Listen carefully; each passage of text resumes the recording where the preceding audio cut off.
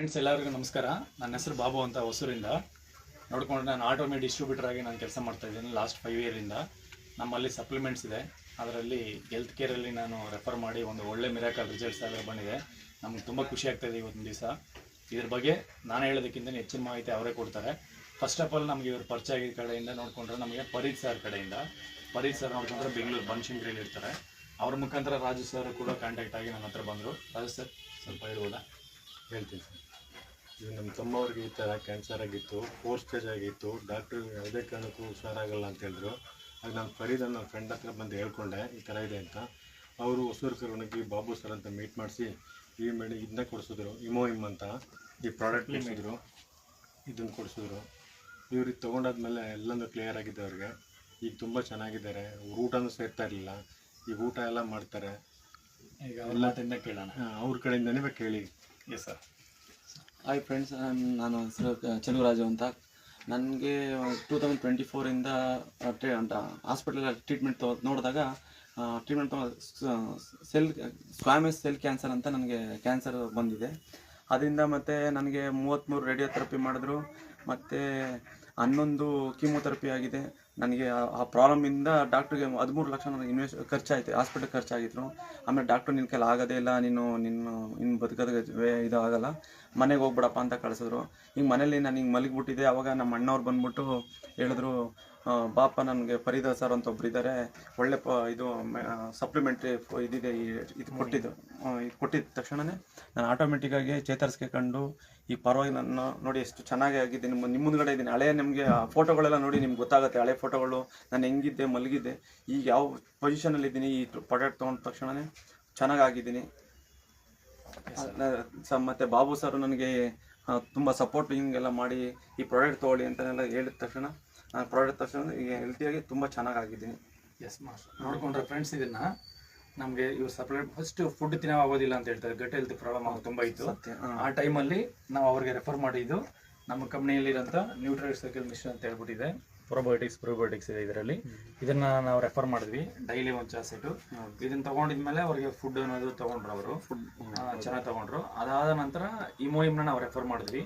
ಇದು ನೋಡಿಕೊಂಡ್ರೆ ನಮಗೆ ಇಮ್ಯುನಿಟಿ ಬೂಸ್ಟರ್, ಇದು ನಮ್ಮ ಸೆಲ್ಸ್ನ ರೀಜನರೇಟ್ ಮಾಡುತ್ತೆ. ನೋಡ್ಕೊಂಡಾಗ ಇದನ್ನು ಪರ್ ಡೇ 3 ಚಾಸೆಟ್ನ ನಾನು ರೆಫರ್ ಮಾಡಿದೆ, ಬೆಳಗ್ಗೆ ಮಾರ್ನಿಂಗು ನೈಟ್ ಅಂತ ಹೇಳ್ಬಿಟ್ಟು.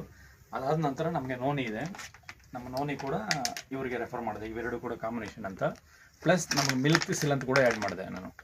ಮಿಲ್ಕ್ ಸಿಲ್ ಅಂತ ಇದು 4 ಸಪ್ಲಿಮೆಂಟ್ಸ್ ಕೂಡ ತಗೊಂಡೆ. ಸರ್, ನೀವು ಇದನ್ನು ಯಾವಾಗ ಸ್ಟಾರ್ಟ್ ಮಾಡಿದ್ರಿ? ಫಸ್ಟು ಜನವರಿ 27ನೇ ತಾರೀಕಿಂದ ಸ್ಟಾರ್ಟ್ ಮಾಡಿ ಸ್ಟಿಲ್ ಡೇಟ್ ಗಂಟನೂ ನಾನು ಇದನ್ನ ತೊಗೋತಾ ಇದ್ದೀನಿ. ತುಂಬ ಹೆಲ್ತಿ. ಈಗ ಏನು ಹೇಳ್ತಾ ಇದ್ದಾರೆ ಸರ್ ಡಾಕ್ಟ್ರ್? ಏನು ಹೇಳಿದ್ರು ಈಗ? ಡಾಕ್ಟ್ರು ಇವಾಗ ನಿಮ್ಗೆ ಏನಿಲ್ಲಪ್ಪ, ತುಂಬ ಚೆನ್ನಾಗಿದೆ, ಮತ್ತು ರಿಪೋರ್ಟ್ ಎಲ್ಲ ನಾರ್ಮಲ್ ಬಂದಿದೆ, ಮತ್ತೆ ಹೊತ್ತು ತೋರಿಸ್ತಾನೆ ರಿಪೋರ್ಟ್ ಎಲ್ಲ ನಾರ್ಮಲ್ ಬಂದಿದೆ ಅಂತ ಹೇಳಿದ್ರು ಸರ್. ತುಂಬ ಚೆನ್ನಾಗಿದೆ. ಓಕೆ, ನಿಮಗೆ ಡಿಫರೆನ್ಸ್ ಗೊತ್ತಾಯ್ತಾ? ಇವಾಗ ಹಾಸ್ಪಿಟ್ಲ್ ಮತ್ತೆ ಹೋಗ್ತಾ ಇದ್ದೀರಾ ಇಲ್ವಾ? ಇಲ್ಲ ಸರ್, ಹಾಸ್ಪಿಟ್ಲಿದೆಲ್ಲ ಟ್ರೀಟ್ಮೆಂಟ್ ಎಲ್ಲ ಸ್ಟಾಪ್ ಆಗೋಗಿದೆ.